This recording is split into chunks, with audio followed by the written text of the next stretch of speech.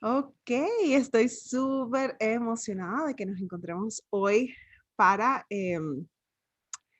una entrevista. Bueno, todas las entrevistas son especiales, pero esta en particular estoy muy emocionada porque es con mi papá. Entonces, Daniel Morera, él es un ingeniero originalmente de Venezuela, ahorita reside en Panamá y tiene una historia fascinante que yo nos quiero compartir hoy, que quiero que él nos pueda abrir de una forma honesta y también aplicable y pragmática, porque una de las cosas que yo valoro muchísimo de nuestro espacio, el espacio que hemos creado, es que sea aplicable, que sea útil, que sea claro y honesto para que luego cada quien pueda llevarlo a su realidad, desde el lugar donde está y con las intenciones que tiene de fondo.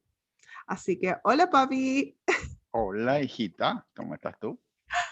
gracias por aceptar entonces que te haga esta entrevista y sobre todo por este tema tan, vamos a decir, no se habla lo suficiente y definitivamente cuando lo hablamos, no lo hablamos de una forma donde nos sintamos, vamos a decir, en armonía, por decir alguna palabra, con la vida, ¿no? Los procesos de la vida, que incluye muchísima incertidumbre, muchísima necesitar cambiar, ¿no? Adaptarnos a constantes cambios en creencias incluso. Y de hecho, este tema hoy que vamos a hablar, que es acerca de cáncer, incertidumbre y fe, trata acerca de eso, trata acerca de cómo ante adversidad necesitamos cuestionar cuáles son los valores, los fundamentos y desde dónde queremos vivir, para qué estamos aquí. Así que mi papi, mi padre, él ha atravesado cáncer 2 veces, ¿no? Entonces, papi, tú estabas ahí, no, como que no, una no es suficiente, dos, yo quiero la experiencia profunda. Eh, entonces, estoy súper emocionada de que nos puedas incluso hacer un poco esa comparación, ¿no? La primera vez, la segunda vez, ¿cómo es toda esa experiencia? Aquí Thais nos dice, gracias por el live, Thais. Mi placer, nuestro placer poder traerlo. Y recuerda, Thais, y quien más vaya entrando, que pueden hacer preguntas en cualquier momento en el chat. Aquí pongo un hola, ¿no? Y para quienes nos están viendo en grabación, estoy súper contenta de que estés aquí con nosotros. Así que, papi, quería primero preguntarte cómo fue el momento de recibir el diagnóstico de cáncer y debido a que recibiste el diagnóstico 2 veces diferentes en tu vida, ¿en qué fueron similar o diferente cada vez? Ok, primero una aclaratoria. Mi enfrentamiento hacia el cáncer no fue una ni dos, sino tres veces. Si cuentas que a mi padre, que paz de cáncer, lo fulminó un cáncer en 3 semanas, ¿no? Entonces, ahí hay estar del otro lado, del lado de la familia, ¿no? O sea, y mi relación con mi padre era muy cercana, ¿no? Bueno, es difícil hablar un poco de la primera vez, porque de eso, la primera vez que me diagnosticaron cáncer fue hace más de 25 años. Entonces, en ese momento uno empieza, ustedes los psicólogos son más expertos en eso, uno empieza a recordar los recuerdos, ¿no? Al final, los recuerdos son recuerdos de los recuerdos. Entonces, queda un poco difuso eso, pero bueno, esa es la verdad, ¿no? En ese momento tenía unos 36, 37 años. Ujú. Tú estabas pequeña, ya había nacido tu hermana Daniela, estaban las dos pequeñas, y estaba pasando un momento más o menos complicado. Era una combinación de un momento complicado en mi vida, estaba teniendo, y al mismo tiempo exitoso. O sea, yo era el empresario joven, con mucha solvencia económica, mucho reconocimiento en la universidad, en el trabajo, una esposa hermosa, hijos extraordinarios, pero estaba teniendo problemas con mi padre, estábamos teniendo ciertos problemas que realmente me tenían muy angustiado, entonces era una combinación de vida complicada, pero al mismo tiempo exitosa, con oscuridad, ¿no? Para mí fue muy impactante en ese momento que me diagnosticaran cáncer. En esa época, para muchos de los que escuchan aquí no comprenden que no existía Google, ni Internet, ni nada por el estilo. Uno lo que iba es al manual Merck o cosas por el estilo, a ver qué información encontraba y lo que te decían los médicos. Eso era todo, y lo que te contaba la gente. Era un cáncer de tiroides, carcinoma papilar. Logré averiguar dentro del el impacto que me dio esa situación, era que era un cáncer con un diagnóstico bastante bueno, un 95% de supervivencia, pero bueno, seguía siendo cáncer y te compraste unos números en los cuales tu vida llegaba hasta ese momento, ¿no? Entonces, eso creó mucha incertidumbre. Navegué, hubo una operación, hubo un tratamiento de yodo radiactivo. Para mí, una de las cosas más duras fue que ustedes pequeñas, yo no podía abrazarlas por un mes. Y eso era muy difícil, sobre todo en Daniela, que era muy pequeña, que no entendía por qué su papá no podía abrazarla, porque yo había tomado yodo radiactivo y estaba emitiendo radiación. Eso parece mentira, pero eso es una de las cosas que más me perturban de esa época. O sea, que tus hijos pequeños, tratar de hacerles entender que tú no vas a... Y yo soy un padre bastante cariñoso, ¿no? O sea, para mí me gusta mucho abrazar, tocar, besar y cargar. O sea, siempre ha sido así. Entonces, para mí, esa parte fue bastante dura, ¿no? Bastante dura.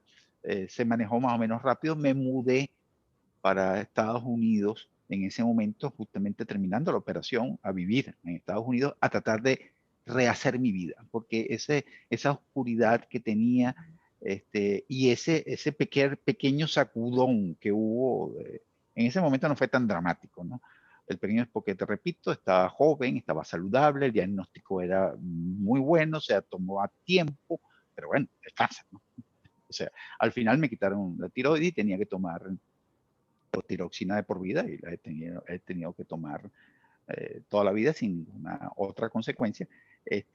Pero sí decidí que había que arreglar mi vida y de hecho salvé mi matrimonio. O sea, sí debo decir que mi matrimonio se salvó, una combinación de irme a otro país más el golpe que me dio el cáncer. Esas dos cosas me hicieron recomponer una cantidad de, de cositas que sí funcionaron después, ¿no? Pero sí fue un impacto muy grande en ese momento. Indudablemente que te digan a los 36, 37 años que tienes cáncer suena muy feo. Y en esta vez acabas de decir que querías rehacer tu vida, ¿no? Que hubo un sacudón. ¿Qué fue lo que sacudió? ¿Qué fue lo que fue sacudido? Bueno, lo primero que vi fue que yo me había distanciado un poco de tu mamá. Había tenido malos comportamientos de parte mía, fundamentalmente de parte mía. Estaba teniendo problemas con mi padre y entonces decidí que me alejé de él. Me separé de un montón de cosas y yo tenía que rehacer mi vida. Para mí era fundamental recuperar mi matrimonio. Esa era la fase número uno, recuperar mi matrimonio, porque yo me casé convencido de que tu mamá era la mujer de toda mi vida. Y creo que no me equivoqué. Y quería reconstruir. Estaba bien golpeado y pienso que eso fue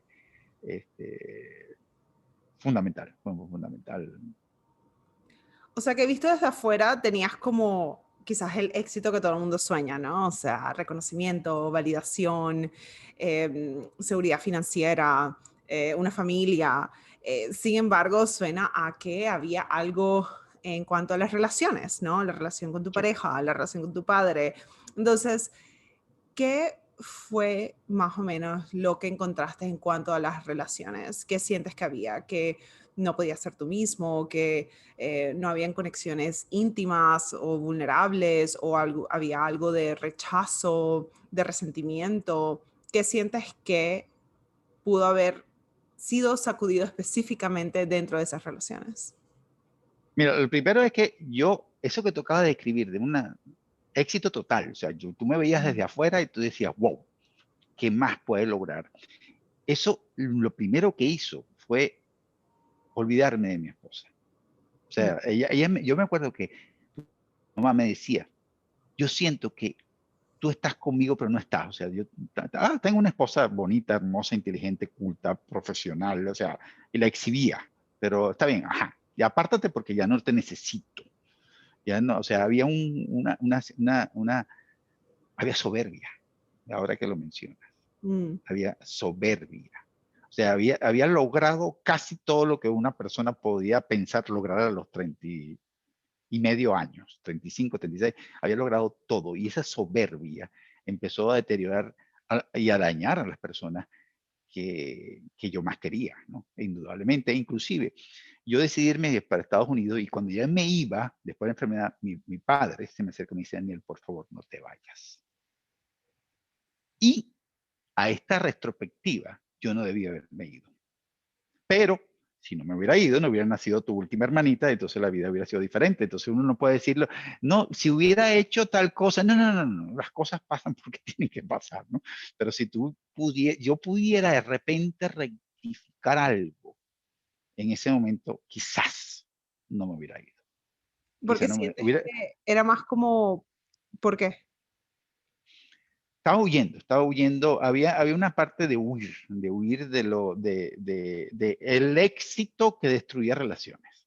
Me había alejado de mis Sí. amigos, me había alejado de mi esposa, me había alejado de ella. Ustedes no notaban mucho el alejamiento, pero, o sea, yo no iba ni a los actos de ustedes en los colegios y cosas por el estilo. O sea, estaba demasiado ocupado con mi éxito y mi reconocimiento y mis cosas por el estilo. Entonces, eso no, no estaba funcionando bien. La relación con mi hermano, un único hermano, también se sintió un poco, o sea, hubo alejamiento de todo eso. Y entonces, fue como un poco, huir un poco, trayéndome a lo más cercano, que eran ustedes y mi esposa, a otro país, empezar de cero, ¿no?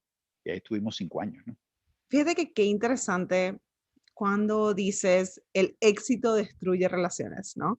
Entonces, eh, ¿cómo catalogas tú lo que es éxito? ¿Era para ti éxito esta búsqueda de validación? ¿Era para ti éxito? O sea, ¿qué es lo que estás denominando que destruía las relaciones? ¿O era el sentirte ocupado? ¿O era, por lo menos, cuando dijiste la frase que tu pareja te dijo, estás conmigo, pero no estás? Em, ¿Qué significa eso? ¿Estabas más como en tu cabeza o sientes que estabas más como rechazando relaciones de las cuales no veías algún tipo de beneficio instantáneo? Mira, era de nuevo el mismo, vuelvo a repetir la misma palabra, soberbia. O sea, yo me sentía que yo había logrado, te repito, era una posición económica bastante sólida, tenía un reconocimiento profesional en el campo, tenía un reconocimiento universitario, era profesor universitario muy reconocido, tenía mucha admiración, había mucha admiración de muchas mujeres aparte que daban vuelta y eso creaba problemas también, evidentemente, esa admiración. Entonces, ese sentirse admirado me alejó indudablemente Mm. de, de, de lo que era importante, de lo que era importante y causó daño, lo cual tardó mucho en recuperarse y fue muy duro. No se piensen que la recuperación de la relación con tu mamá no fue un par de meses, eso era yo creo que una década completa reconstruyendo lo que yo arruiné en un momento determinado, ¿no? Pero sí, eso sí, me lo fijé, la voy a recuperar, voy a sufrir todas las consecuencias de mi comportamiento y bueno, inclusive hablé con usted de cosas delicadas, siendo muy chiquitas, ¿no? No sé si tú recuerdas las cosas delicadas que hablé, de los errores monstruosos que cometí y los cuentos que les eché, y que todo el mundo me criticaban de que eran muy pequeñas para entenderlo, ¿no? Yo pensaba que no, que sí podían entenderlo.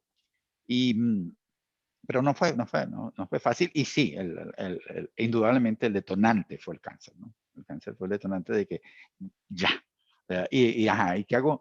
Estoy enfermo de cáncer, me puedo morir. Ajá, ajá, ¿y qué haces con todo el éxito y todas las cosas que tú dices que habías logrado? O sea, siendo lo más importante, las relaciones con tu gente, ¿no? Yo siempre he dicho que a esta altura, por supuesto, en aquella época no estaba tan claro, a esta altura para mí es súper claro que lo más importante es la relación con tu gente. Cuando hablo de tu gente, es tu familia cercana, tus amigos cercanos, o lo que tú llamas tu tribu. Sí, sí. Yo definitivamente incluso relaciones lo abro más, ¿no? Porque no todo el mundo tiene una familia que sea respetuosa o que sea un espacio saludable donde crecer. Entonces, para mí, tribu viene siendo combinación de todo, incluso siento que también nos hemos alejado de los ciclos de la naturaleza o hasta de libros, podcasts, cosas que eh, podamos consumir, entre comillas, pero que realmente nos nutran, ¿no? Para de vuelta seguir nutriendo todo tipo de relación, empezando por la de uno mismo. Y ahí se me viene un poco una pregunta, eh, hablando de uno mismo.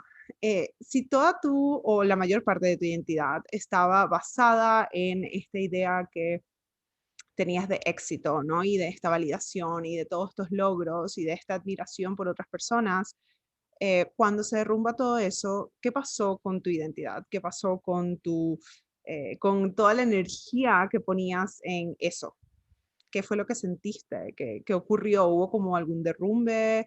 O, ujú, Sí, no, no, definitivamente, este, por primera vez en muchísimos años lloré, ok. lloré, o sea, eso para mí era, también debo agregar parte de ese perder el rumbo en la vida, y yo venía de un primer matrimonio, estuve casado bastantes años, y me casé muy jovencito, y mi primera esposa, que no tuvimos hijos, era una persona con serios problemas de depresión, bueno, las etiquetas, pues, de etiquetas tenían una cantidad de problemas. Y yo para poder sobrevivir en una relación que la consideraba muy tóxica, era ujú, ujú, ujú, ujú. O Mm, sea, ignorar. Ujú, ujú. Entonces, inclusive cuando tu mamá empezó a quejarse y las personas empezaron a quejarse, yo decía, ujú, ujú, ujú. O sea, seguía con el ujú, ujú, que fue un mecanismo de defensa. Pues evidentemente había un mecanismo de defensa de ujú, ujú, ujú. O sea, cuando tú hablas de mi primera esposa, entre el noviazgo y el matrimonio, yo estuve 14 años con ella, ¿no? O sea, no bastante fueron práctica del... ujú. ujú, del ujú, ujú, está bien, ujú, de ignorarla y decir, ajá. Entonces eso es muy... primero hay que salir de las relaciones tóxicas, ¿no? Indudablemente. Eso, o resolverlas o ayudar, ¿no? Pero no, ujú. Ahí no estás ni ayudando ni saliendo. Estás ahí metido en una relación tóxica complicada, ¿no? Complicada. Entonces, pero sí hubo, ahí empecé a entender los verdaderos valores. O sea, o sea, sí me ayudó sin haber todavía, porque eso lleva tiempo, haber madurado lo que hay que madurar, porque hay cosas que no se pueden acelerar. Indudablemente, un cáncer o una enfermedad grave, ese tipo de cosas te dan un empujón de madurez, ¿no? Si lo Mm, sabes manejar, ¿no? Si lo claro. sabes manejar, si lo sabes manejar. Te dan un empujón de madurez, pero faltaban los años, faltaban Te los años. acelera el proceso. Te acelera el proceso, te da un empujón. Siento que me dio un buen empujón y un buen sacudón, que era lo importante. Un buen sacudón.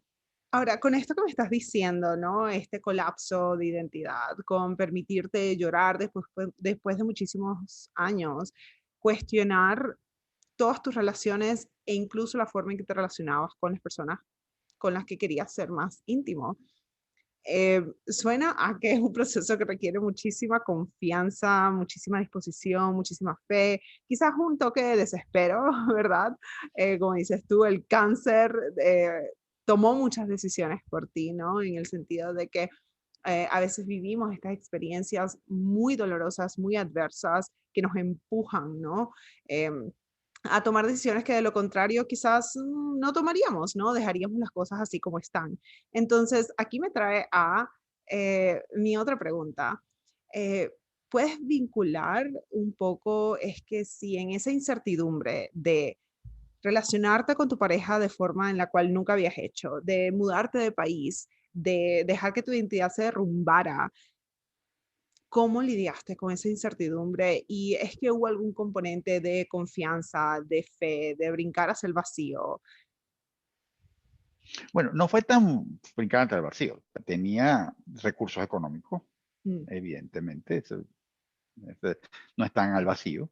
En Estados Unidos me fui a inventar a ver qué ocurría allá. O sea, tenía unos amigos que me propusieron manejar un negocio. O sea, llegué manejando, siendo el gerente general de una empresa de exportación. O sea, no fue tan saltar en el vacío tampoco, ¿no? Sí, sí, evidentemente, sí hay y los que lo hemos vivido, particularmente los venezolanos estamos en esa situación, hay una cosa que es muy, muy dura, que es la inmigración. La inmigración es difícil, difícil, difícil, ¿no? O sea, perder tus amigos, tus raíces, tu reconocimiento, todo eso, o sea, empezar de cero era difícil y esa era la incertidumbre era, pero no me sentía tan saltar en el vacío, pero sí que estaba dándole un sacudón a mi vida, ¿no? Pero sí tuve fe en mí, en tu mamá, ¿verdad? Y bueno, en Diosito también, de vez en cuando. No soy muy religioso, tú sabes que no soy muy religioso, pero sí me acuerdo de él con bastante frecuencia. Ok, ok. Ahora, brincamos a la segunda vez, ¿no? Que te diagnostican cáncer.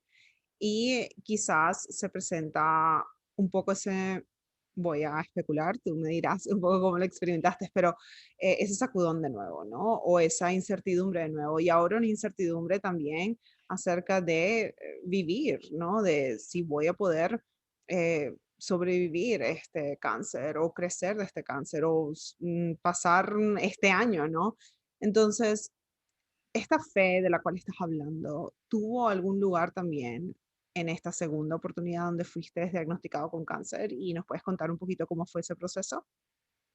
No, en esta sí fue. La segunda vez sí fue bastante más rudo. La segunda vez me diagnosticaron hace 4 años un cáncer de próstata. Los que saben de medicina, era un Gleason 9. La supervivencia de un Gleason 9 es por debajo del 50%. O sea, era un cáncer del más agresivo que existe. Estaba diagnosticado bastante a tiempo porque yo me cuidaba y me he cuidado bastante toda mi vida. Fue diagnosticado más o menos a tiempo, pero con el peor de el peor de los cánceres de ese tipo que existe, ¿no?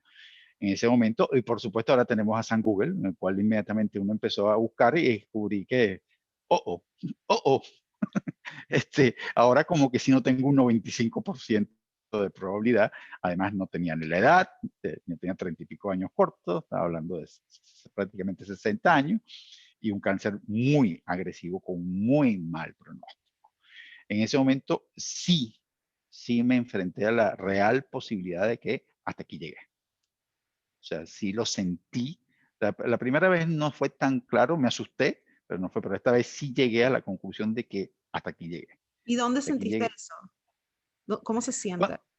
Bueno, para mí fue más, cuando a mí me dieron yo estaba teniendo problemas urinarios, etcétera, etcétera.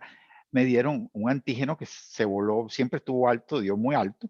Y entonces me dijeron, mira, tú tienes que hacerse, no se ve nada en la ECO, no se ve nada en la radiografía, no se ve nada absolutamente en ninguna parte, hay que hacerse una biopsia. Entonces me hicieron una biopsia, el doctor me dijo, mira, no creo porque se vería algo, o al tacto, o al eco, o sea, y fueron 2 médicos los que me revisaron. Pero bueno, vamos a cumplir con el protocolo. Me olvidé del tema, estaba dando un curso en México en el medio de una capacitación.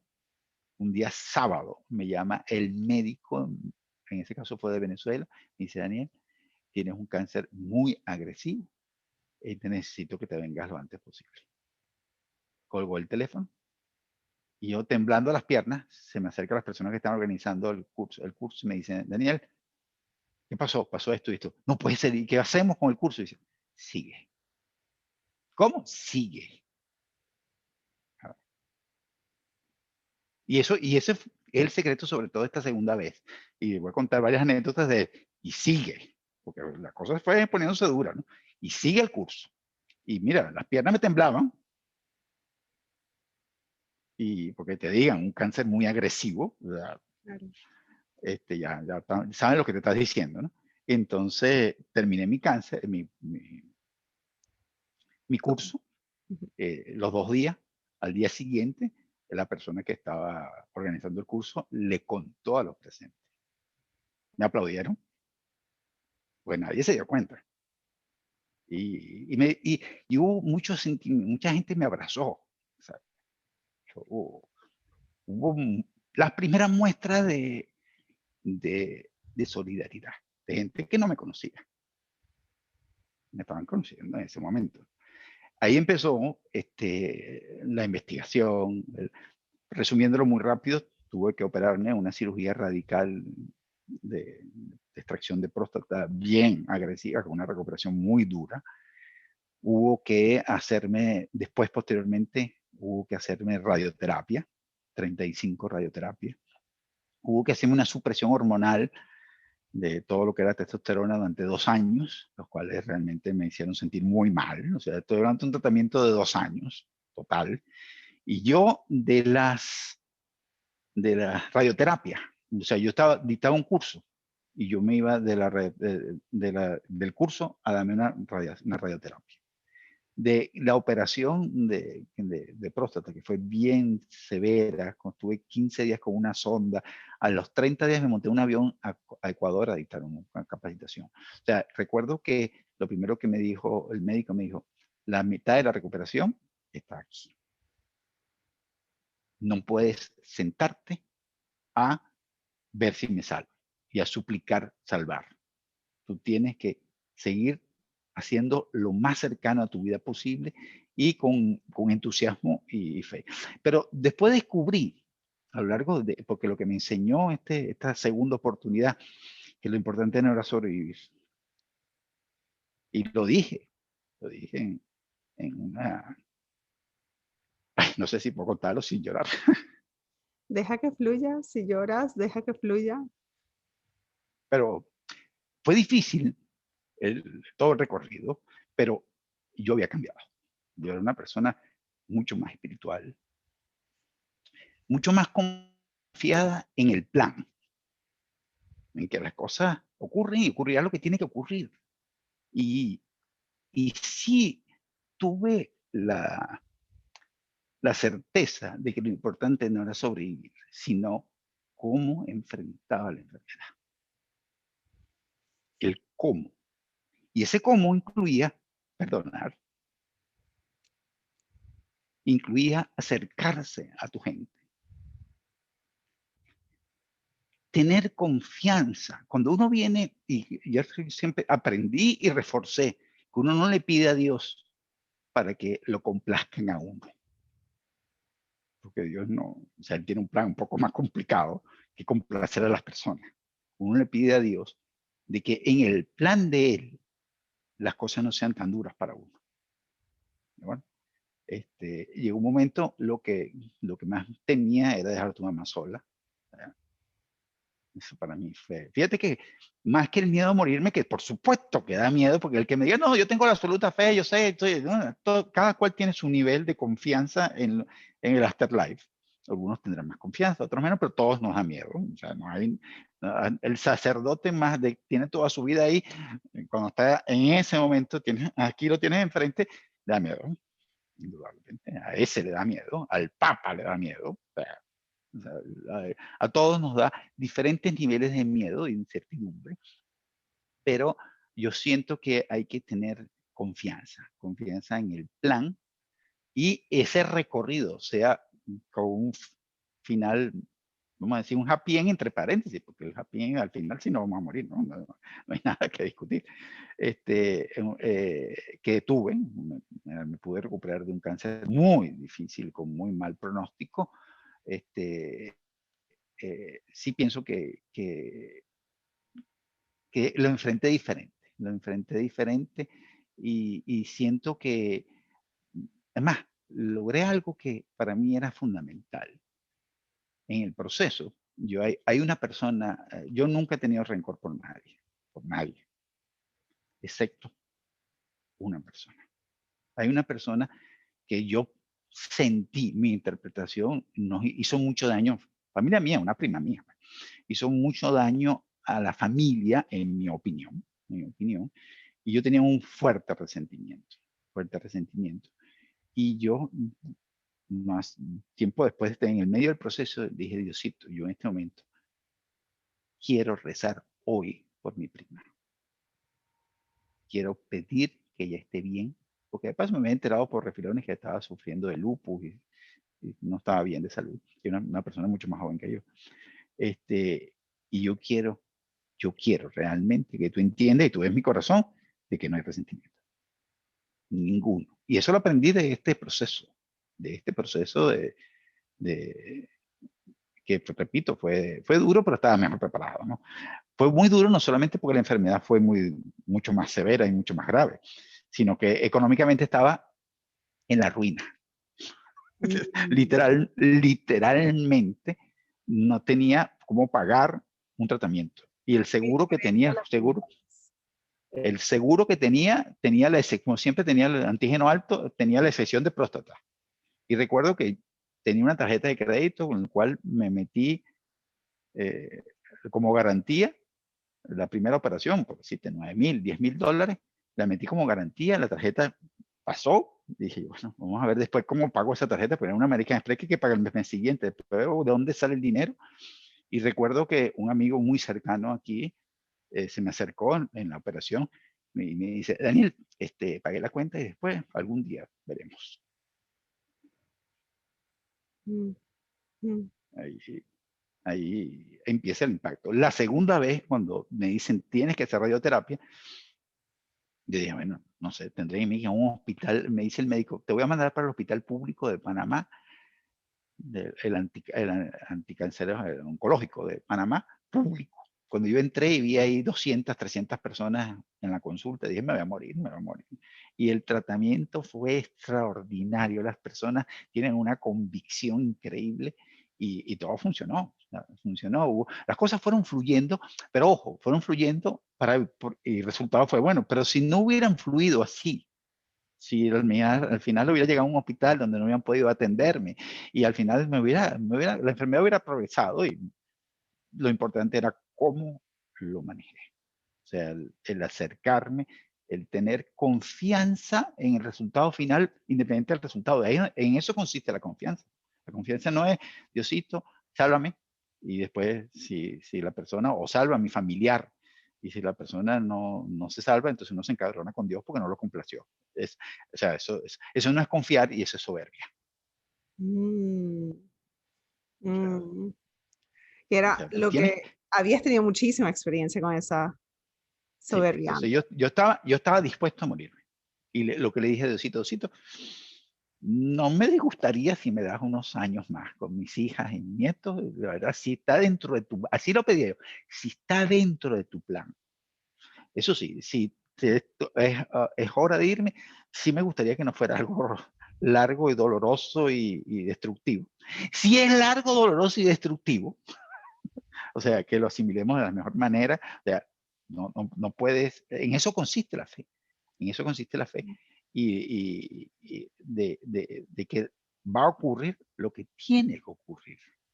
Y uno tiene que aprovechar esas cosas tan horribles para aprender, Mm, de aprender a acercarse a la gente que uno quiere, este, y, y es fundamental. Y ese fue mi mensaje cuando terminé la última radioterapia.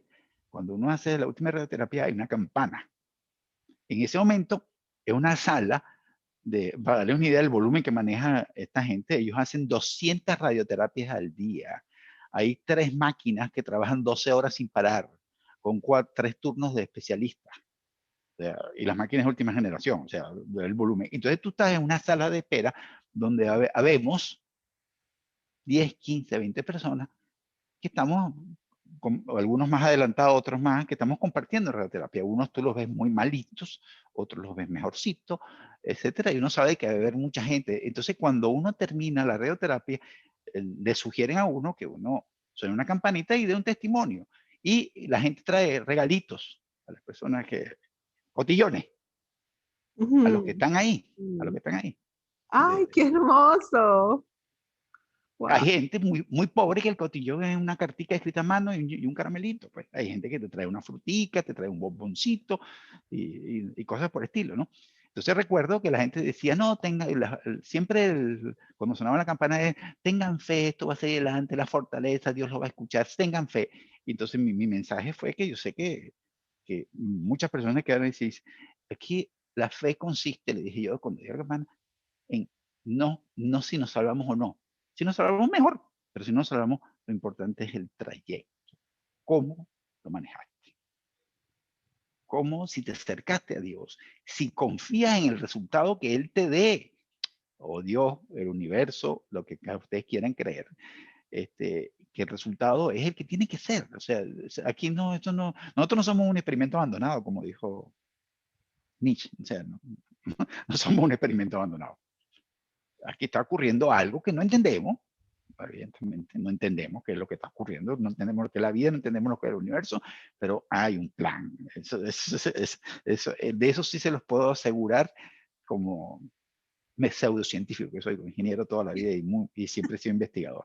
Aquí hay un plan muy definido. Que no entendamos el plan no significa que no exista. Que no entendamos el plan no significa que desconfiemos. Oh, qué divino eso, esa frase que dijiste, es que no entendamos no significa que no exista. Me parece tan un resumen divino de lo que significa confiar. Incluso cuando nos estás dando estos 3 puntos que trabajaste en el cómo navegaste ese nivel de incertidumbre y la posibilidad de muerte, el uno perdonar, ¿no? Entonces me parece que definitivamente hace ese viaje muchísimo más ligero y ese rencor, ese resentimiento que yo, hay una frase que he leído múltiples veces, ya ni siquiera recuerdo de dónde viene, pero que es resentimiento o rencor es como eh, esperar que el otro se muera tomándose uno el veneno, ¿no? Entonces, solamente nos va haciendo daños a nosotros mismos y nos va alejando de la posibilidad de experimentar esa confianza de la cual hablas, ¿no? Porque con rencor y resentimiento en nuestro corazón se hace muy difícil eh, poder creer que existe un universo o una energía que está fundamentada en amor, ¿no? Se hace mucho más fácil la historia de egocéntrica, ¿no? De sálvese quien pueda, de todo esto es un plan malévolo. Y por supuesto, yo siempre digo, no vas a averiguar cuál es la verdad acá, porque nuestra mente no tiene la habilidad de poder entender, y eso está bien. Pero la realidad es que sí nos contamos historias, narrativas mentales. La mente las necesita y la mente las crea con o sin tu permiso. Y la verdadera pregunta ¿es que la narrativa mental que tienes te funciona? ¿Sí? ¿Te sirve? Eso es todo lo que importa, ¿no? Esa tratar de dominar, de buscar quién tiene la razón es absolutamente ridícula y solamente parte del ego tratando de buscar certeza porque siente que con certeza se siente seguro, pero en esta descripción que nos has dado de seguridad, ¿no? De el segundo paso que es acercarse a tu gente, ¿no? Yo incluso añadiría que a esa gente está todo lo que es esa tribu, ¿no? Esas prácticas, esos rezos, esos mantras, estas oraciones que tú estás diciendo, abro mi pecho, hacia nuevamente el primer paso, ¿no? El perdón. Y ese tercer componente de confianza y fe, siempre entender que no tiene que ver con obsesionarnos con el objetivo, obsesionarnos con la forma o la manifestación específica que pensamos, sino la intención de fondo. La intención de fondo es ese co-crear, ¿no? Tú también fuiste activo en cuál es tu rol, ok, voy a ir a radioterapia, ok, voy a trabajar esta parte de perdón. Recuerdo que también te vistes con Gabriela Pocovi, Nutrigai, que todo el mundo... No, la amo, la amo, la amo. Me cambió mi vida. Es más, esta es otra parte que puedo decir. No, me cambió mi vida. La nutrición, que fue una parte también esencial de ese proceso, y por supuesto esa calidez, ¿no? Encontrarte rodeada de personas que también pudiesen ayudar a sostenerte. Y me lleva una pregunta que es, ¿cómo podemos, los que estamos acompañando a personas en procesos, en este caso de cáncer, pero también lo pueden extrapolar a otras enfermedades u otros procesos muy difíciles, cómo podemos acompañar de una forma que la persona realmente nos sienta ahí y a la misma vez no agobiemos o empeoremos más esa situación de incertidumbre? Mira, ahí sí, ahí voy. Entonces, me voy a la parte primera, me voy también al caso de mi padre, ¿no? De tu abuelo, en el cual cuando le diagnosticaron un cáncer, tenía cáncer en todas partes.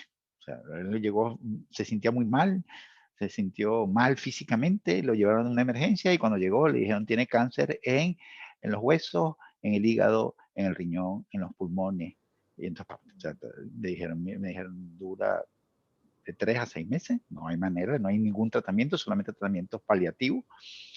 En ese momento salí corriendo y hablé con mi Diosito y le dije, Diosito, yo la verdad que, o sea, en este momento lo que te quiero pedir es que no sufra, que mi viejo no sufra. Y nos acercamos mucho a él. Mi hermano estaba bastante, tu tío estaba bastante distanciado de él, yo estaba ligeramente distanciado.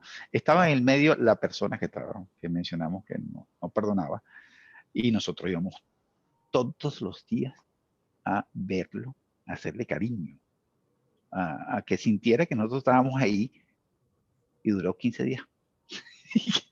En 15 días se apagó, o sea, listo, sin sufrimiento ni nada por el estilo. Estuvo en el plan de que no fuera algo doloroso y destructivo, tanto para él como para nosotros. Pero sí, para las personas que tienen una persona enferma de cáncer, lo primero que tienen que hacer es estar cerca. Estar cerca. La mayoría de la gente a veces trata de no estar cerca porque a la gente no le gusta el dolor. Yo entiendo esa situación, entonces empezamos a buscar excusas, ¿no? Bueno, es que no me da tiempo de visitarlo, no me da tiempo de hablarle. No es que tienes que estar todo el tiempo ahí, porque la persona, o sea, tienes que hacerle sentir que tú estás ahí y que lo compartes con él. Compartir recuerdos bonitos, reforzarle que siga luchando hasta donde se pueda, y si el resultado es la supervivencia, chévere, si no, también es lo que tiene que ocurrir. Pero sí necesitamos acercarnos, hay que salir corriendo a perdonar y borrar todas las cosas malas. Recuerdo que mi papá, en esos 15 días, que tuvo 3 semanas en total, él tenía el mejor amigo de su vida, mi padrino. Ellos se amaban, ellos se pelearon y se disgustaron. Tenían 30 años que no se hablaban. Y él se apareció en el hospital. Se Mm. apareció en el hospital. Mi mamá, tu abuela, que estaba separada de él desde hacía 5 años, apareció en el hospital. Mm. Todo el mundo perdonándolo, o sea, todo el mundo diciendo, o sea, la gente lo que necesita en ese momento es afecto. No necesitan consejo, no necesitan guía espiritual, lo que necesitan es afecto. Mm. Y eso es lo que hay que buscar. Afecto de amigos, afecto de familia, afecto y perdones. Más nada. O sea, no te pongas, no, te voy a dar un consejo. Es que tú tienes que tener fe en que Dios. No, usted no va a dar consejo a nadie. No le dé consejo a nadie. Ese no es el momento para dar consejo, ese es el momento para dar afecto. Ahí está el secreto. Ah, eh, gracias, gracias por decirnos esto. Creo que nos orienta muchísimo más, ¿no? Em, ahora, yo para también respetar tu tiempo, solamente tengo un par de preguntitas más, ¿no? Es que quiero hacerla. Estás hablando de miedo, ¿no? Muchísimas partes, has hablado de miedo, miedo, miedo, incertidumbre, fe, confianza, pero ¿qué hiciste como tal? Prácticas que la gente se pueda llevar en ese momento. Entonces has hablado de rezos, ¿hay otra cosa más que hayas hecho? Sí, o sea, ahí sí voy a hablar de dos cosas importantes. Una, tú me ayudaste.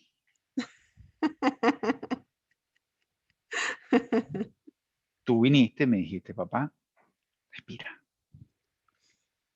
Y cuando hablo de respirar, respira, medita. Eso te va a afloja, como dices tú, afloja la mandíbula. Todo va a estar bien. O sea, eso es fundamental. Ahí es fundamental ese consejo que me diste y me ayudó muchísimo porque evidentemente la primera noche ni dormía, ¿no? Traten de imaginarse un diagnóstico de cáncer con muy mal diagnóstico, muy mal pronóstico. Al principio no dormía y tú me decías, yo le decía, "Mira, es que no me cuesta, no puedo ni dormir, ¿no?". Entonces tú me decías, y entonces empezaba, me acuerdo que empezaba a respirar y respirar y concentrarme como haces tú, así, y empezaba me quedaba dormido, porque estaba tan cansado, por supuesto, estaba agotado. Lo otro, la parte de la alimentación. ¡Wow! La alimentación, ahí la Gaby me dijo, y es un diagnóstico absolutamente válido, me dice que mi reincidencia de cáncer probablemente tenía componentes alimentarios. Y cuando me hizo la evaluación correspondiente, dijo, oh my God, esa fue la palabra, de las cosas que me estaban causando inflamación y tal, y me las quitó. Y no es que eso que me quitó la probabilidad de que apareciera el cáncer o que me curara, lo cual, por supuesto, ayudó, sino que mi vida cambió. O sea, dejé de tener dolores de cabeza que me parecían normales, dejé de tener unas picazones en el cuerpo que me parecían normales, dejé de tener gastritis que me parecía normal.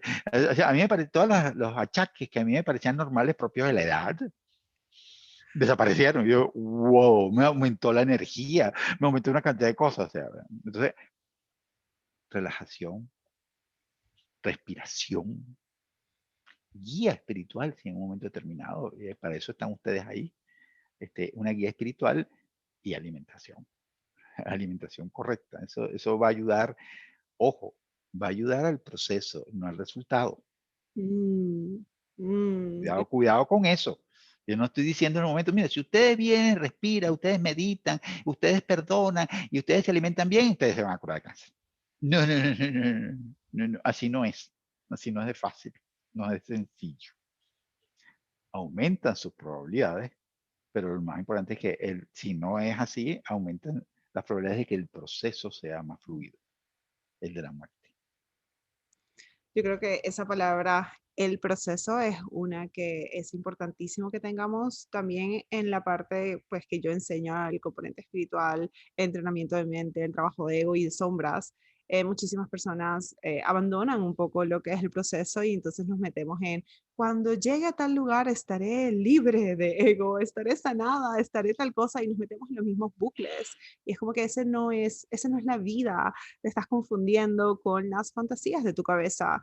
Esto es lo que tienes.